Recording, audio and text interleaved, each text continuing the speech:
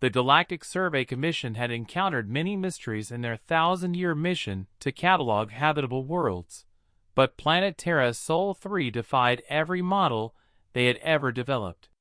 Senior xenobiologist Dr. Kethera stared at the impossible data streaming across her holographic displays, her crystalline form flickering with patterns of deep confusion. "Run the atmospheric analysis again," she commanded her research team aboard the surveyed vessel Cosmic Harmony. "These readings must be corrupted." Her assistant, a young Altarian named Vexlon, manipulated the controls with his 4 delicate appendages. "Doctor, I've run the analysis 17 times. The results are consistent. This planet's atmosphere contains 21% free oxygen." Dr. Kethera's core temperature dropped several degrees, a sign of extreme distress in her species. Free oxygen was one of the most corrosive substances in the known galaxy.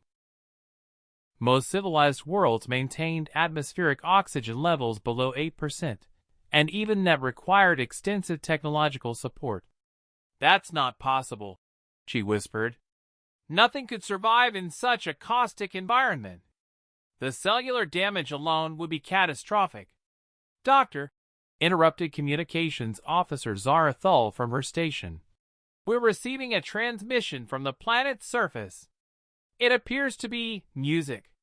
The bridge fell silent as haunting melodies filled the air, accompanied by what could only be described as vocalizations. Complex, rhythmic, beautiful. Dr. Kethera's analysis equipment immediately began parsing the signal. "The transmission is coming from multiple sources across the planet," Zarathul reported, her bioluminescent patches pulsing with excitement.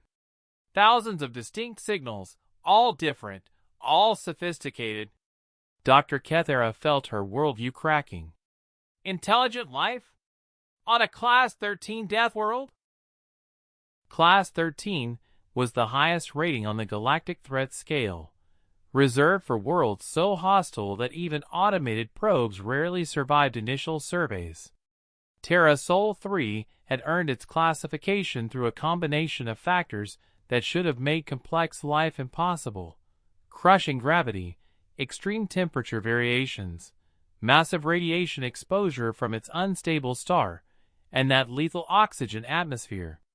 "Deploy the stealth reconnaissance drones," Dr. Kethera ordered. "I must see this with my own optical sensors." What the drones revealed over the following days shattered every assumption the Galactic Survey Commission had about the limits of biological adaptation. The planet teemed with life. Not just simple organisms eking out a precarious existence, but complex ecosystems of staggering diversity. Massive creatures that dwarfed their survey ship roamed vast oceans of liquid water, another impossibility, as water was known to be one of the most aggressive universal solvents. But it was the discovery of the dominant species that sent Dr. Kethera's reports racing back to Galactic Command at faster-than-light speeds. "They call themselves humans," she documented in her daily log. "Bipedal, carbon-based, averaging 1.7 meters in height. But their physiology is unlike anything in our databases." The drone's medical scanners revealed the impossible truth. These humans didn't just survive on Terra Sol 3, they thrived.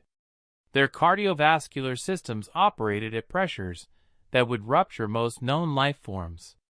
Their skeletal structures were reinforced with calcium compounds dense enough to serve as starship armor. Their muscular systems operated at efficiency ratings that challenged the theoretical maximums of biological engineering. "Most shocking of all," Dr. Kethera continued her report, "they appear to require the high oxygen atmosphere. Remove them from it, and they begin to die within minutes." But the real revelation came when the survey team attempted to understand how these creatures had achieved such biological impossibilities. "Doctor," Vexlon called urgently from his analysis station, "you need to see this. I've been studying their evolutionary history through genetic analysis of surface samples." Dr. Kethera joined him at the display, where a complex evolutionary tree was taking shape. These humans didn't just adapt to survive on Terra Sol 3. Vexlon explained, his voice tight with awe. They evolved alongside other creatures equally adapted to these extreme conditions. Look at this. The display showed the genetic signatures of Terra Sol 3's other inhabitants. Massive predators with bite forces that could crush starship hulls. Flying creatures that navigated atmospheric pressures that would flatten most buildings. Microscopic organisms that thrived in environments that would sterilize most worlds. They had competition, Dr. Cathera breathed. These humans didn't just survive a death world, they had to compete with other apex life forms for millions of years. The implications were staggering. Most intelligent species evolved on gentle worlds, facing minimal challenges. They developed technology to overcome their physical limitations and create comfortable environments. But humans had been forged in a crucible that had demanded biological perfection. Doctor, Communications Officer Zarathul interrupted. We're receiving another transmission from the surface. It appears to be directed at us. A new voice filled the bridge, speaking in what their universal translators identified as the human's primary language. Hello there, the voice said with casual friendliness that sent chills through the survey team. We noticed your ship in orbit. Beautiful vessel, our astronomical societies are very excited to meet you. We prepared a welcome committee and would love to invite you down for first contact protocols. Dr. Cathera stared at the communication array in horror. They detected us? Through our stealth systems? Doctor, Vexlon whispered. According to these readings, they've been tracking us since we entered their star system 3 days ago.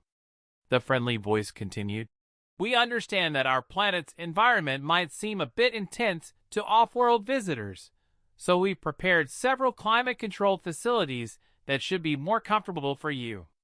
We're very much looking forward to cultural exchange. Dr. Cathera realized that her hands were trembling, a purely human expression she had apparently picked up from studying their behavioral patterns. Zarathul, she said quietly, send a message to Galactic Command. Update Terra Sol 3's classification. To what, Doctor? Dr.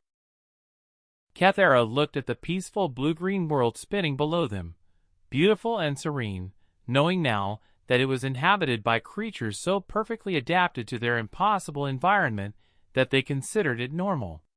Class 15, she said. Create a new classification if necessary.